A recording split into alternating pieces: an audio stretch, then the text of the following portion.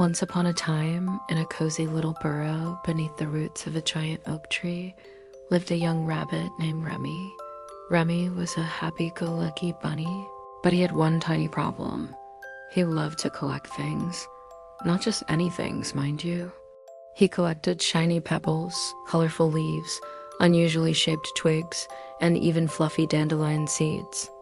His burrow was so full of his treasures that he could barely hop from one room to another without tripping over a pile of something. His mother would often sigh, her whiskers twitching. "Remy, my dear," she'd say gently, "your collections are lovely, but they're taking up all our space. Perhaps you could choose just your very favorites?" But Remy couldn't choose. To him, every single pebble was the shiniest, every leaf the most colorful. "They're all my favorites, Mom," he'd chirp, polishing a smooth gray stone with his paw. One sunny afternoon, a traveling squirrel named Squeaky scampered by the old oak tree. Squeaky was a storyteller, and he carried with him a large, empty sack. He was known throughout the forest for gathering tailies and sharing them with everyone he met. Remy poked his head out of his burrow. "Hello, what's in your big sack?" he asked, his nose twitching with curiosity. Squeaky chuckled, a warm, nutty sound. "Right now, it's just full of possibilities. I'm on my way to the annual forest fair, but I haven't found a story to share yet." Remy's ears perked up. The forest fair. He had almost forgotten. It was the biggest event of the year, with berry bobbing contests, vine swinging championships, and the grand finale, the great talent show. Remy had always wanted to participate, but never knew what his talent was. He looked around his cluttered burrow. All his things were wonderful, but none of them could sing or dance. He sighed sadly. "I don't have a talent either. I just have ... stuff."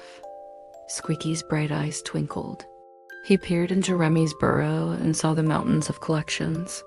"Oh, I wouldn't say it's just stuff, little one. It looks to me like you have the beginning of 100 different stories right here."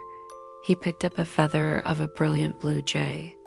"Where did you find this?" "I bet it has a tale to tell." Remy's eyes widened.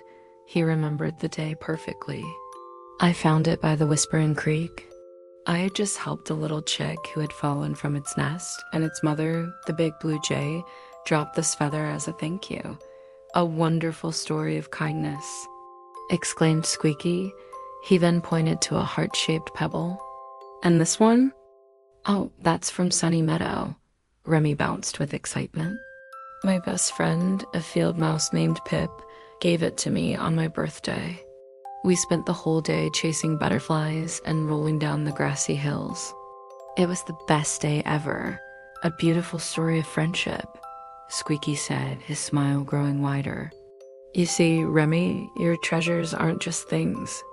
They are memories. They are stories." A brilliant idea popped into Remy's head, as bright as the sunbeams filtering through the oak leaves. "Mr. Squeaky," he began, what if we shared them?"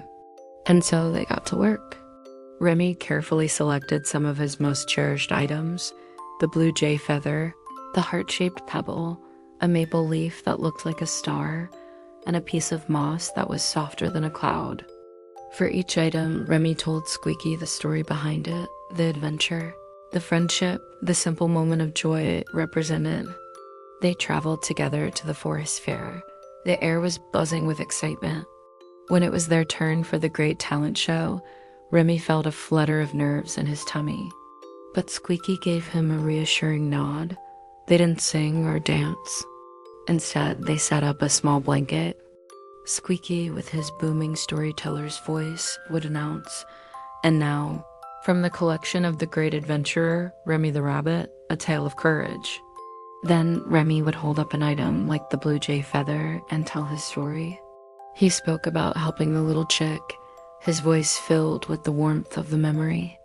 The other animals, who had been expecting a song or a magic trick, fell silent.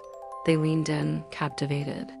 He held up the heart-shaped pebble and told them about his best friend Pip and their perfect day in Sunny Meadow. He shared the story of the star-shaped leaf, which he found on the first day of autumn, a story about the beauty of change. With each story, Remy gave the item away. He gave the feather to a young sparrow who dreamed of flying high. He gave the heart-shaped pebble to two badger brothers who were bickering, reminding them of friendship. The more he shared, the lighter and happier he felt.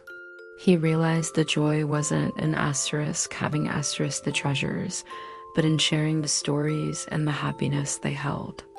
By the end, his collection was gone, but the faces of the forest creatures glowed with smiles. They clapped and cheered louder than they had for any other act. Remy hadn't won a trophy, but he had filled the forest with stories and kindness. He had discovered his true talent. As the sun set, painting the sky in shades of orange and pink, Squeaky slung his sack over his shoulder. It was no longer empty. "Thank you, Remy," he said. "My sack is now full of the best stories in the entire forest.